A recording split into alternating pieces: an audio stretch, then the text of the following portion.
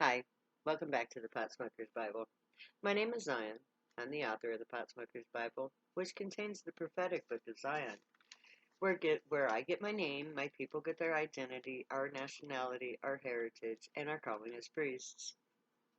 Now, today, we're talking part 2 of chapter 16 of the Pot Smoker's Bible, which is chapter 13 of the book of Zion. It's called Woe unto Them, and this is the first part of the dissertation. It begins with Amos 5, 7 to 15, which becomes Zion 13, 1 to 9. Ye who turn judgment into wormwood, and leave off righteousness in the earth, seeketh him that maketh the 7 stars in Orion, and turn the shadow of death into morning, and maketh the day dark with night, that calleth for the waters of the sea, and poureth them out upon the face of the earth. The Lord is his name. That strengtheneth the spoiled against the strong, so that the spoiled come against the fortress. They that hate him rebuke in the gate, they that abhor him that speak uprightly. For as much therefore as your treading is upon the poor, and you take from him burdens of wheat, ye have built houses of hewn stone, but ye shall not dwell in them. Ye have planted pleasant vineyards, but ye shall not drink the wine of them.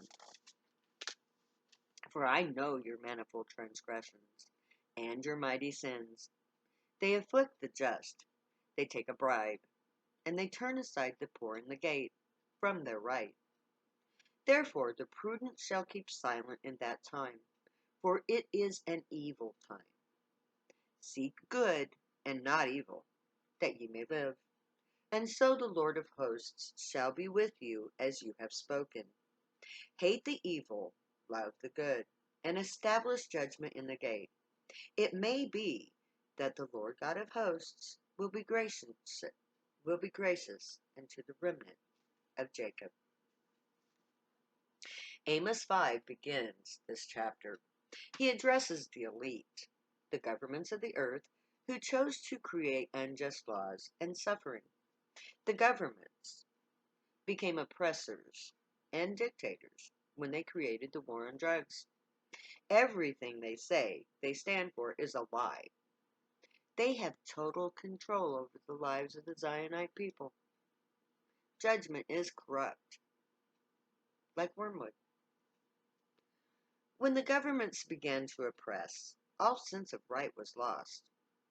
The greed and ego that was created corrupted the heart of the elite. There is no righteousness in them. Society has become soulless, the people heartless. The division between rich and poor has become greater. Righteousness was lost. No one seeks to do true justice anymore. Moral truth has been lost. We lost it when oppression took over. The oppressors are told to look to the gray, who are so much more powerful than any human can become. The gray have a wealth of knowledge. They have abilities that are very godlike. They have the elite have no means to overcome them. It's foolish for them to have tried. Now they will pay for all the wrong that they have done. The gray will see to that. When you read prophecy, you have to remember that the prophets were to us primitives, without science to explain the actions of the gray. The prophets believed that the gray controlled nature. We, of course, understand that the gray didn't create the universe, but the prophets thought that the God did create everything, when in reality, the only thing that the gray control is science. So all references to an all-powerful God is due to the primitive nature of the prophets and their thought patterns, more than to the desire of the gray to be seen as gods. So Amos' talk of the gray creating everything is translated as The science of the gray is so much more advanced than humans that we humans cannot possibly ever overcome them. For human elitists, to think that they can overpower the gray is ludicrous. Um, the gray are an ancient alien race. They can do things that we can't even imagine yet. The gray might as well have created everything because they're that powerful as opposed to our abilities, knowledge, technologies, and powers. So, when they enter our world, the elitists, the governments, and the foolish religious people are going to have to either realize the truth of the gray and Zion and join the righteous, or they're gonna have to deal with the mess that they made on their own. The gray will never attack a planet. They don't have to. The humans have already destroyed themselves. If they refuse to accept the gray as God, they will have to deal with the ramifications of their own actions without aid. The gray will save those who accept them as friends and as the ancient gods. The people of Zion will have help in overcoming the war on drugs. They will justify us and protect us from the humans that treat us as prey. The gray hate the police. They hate that they attack the innocent in their own homes. They hate the spoils taken from the arrests. They hate the arrogance of the men in badges who lord it over the helpless. The gray hate the war on drugs. The police are nothing more than thugs that bully, rape, and pillage those whom they are meant to protect. Now, verse 11 talks about the burdens of wheat, which are taken from the poor. To the gray, marijuana is like wheat. They ate it. It was food to them. And we now use it in our own recipes. It is food for us too.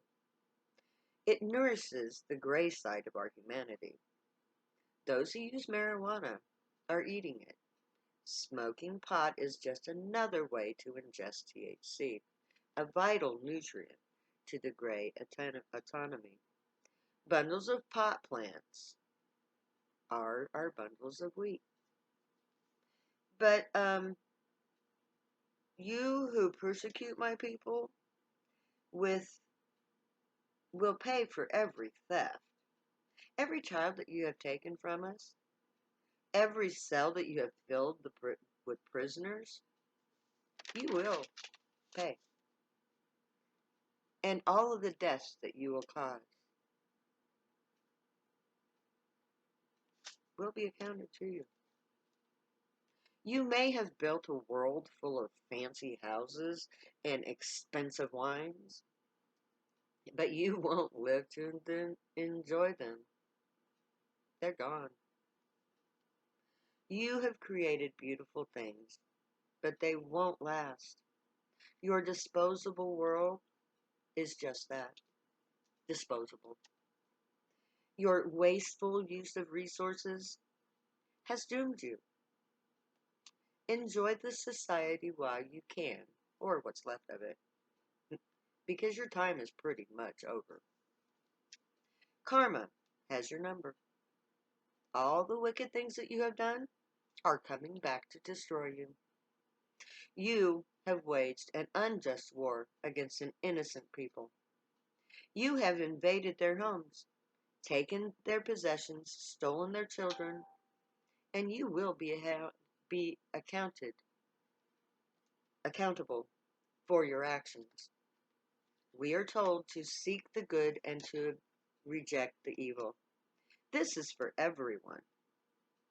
The gray will only accept those who are truly repentant, Zionites as well as everyone else. No one, except the narcs and the truly evildoers, will be refused flat out. So, we must all seek to do good. We must all try to end doing evil deeds so that we can be worthy of the gray. If we hate that which is truly evil and we embrace that which is truly good, we will be connected to the gray, who will elevate us to their level of knowledge and technology. But we must accept their wisdom. We must accept their justice. We must hate that which they hate and love that which they love. The Lord God of hosts is a description of the means by which humanity connects to the gray. We, who use drugs, have the ability to channel the gray's consciousness. The drugs loosen our spiritual energies so that we can astral project ourselves out of our bodies. The gray step in so that the gray have control of the body. They can then interact with humanity and exist in an atmosphere unimpeded by the difference in chemistry. This hosting of the gray's soul in our human bodies is the closest the gray will come to being on earth, so to speak. Once the priesthood is established, in the gray's namesake, their encounter suits made of a gray material will become unnecessary because we can view them on video cams as they truly are, which is blue. But they will work on Earth as embodied humans. Hosts are the humans whose bodies are given temporarily to the gray's use. To host a gray is the highest honor to be bestowed upon a priest of Zion. Only those of the highest moral standing will be allowed to be hosts because it's an exchange of consciousness. The human mind will be transferred to the body of the gray who is being hosted. It's a privilege to host and be hosted by the gray. Now, we're going to stop there today, and we'll pick up tomorrow with Isaiah 5:20. May the gray watch you, protect you, guide you, teach you.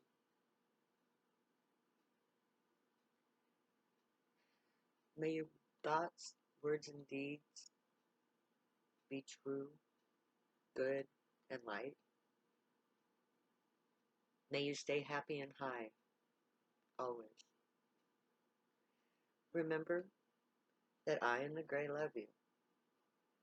I'll say later now, because I'll never say goodbye.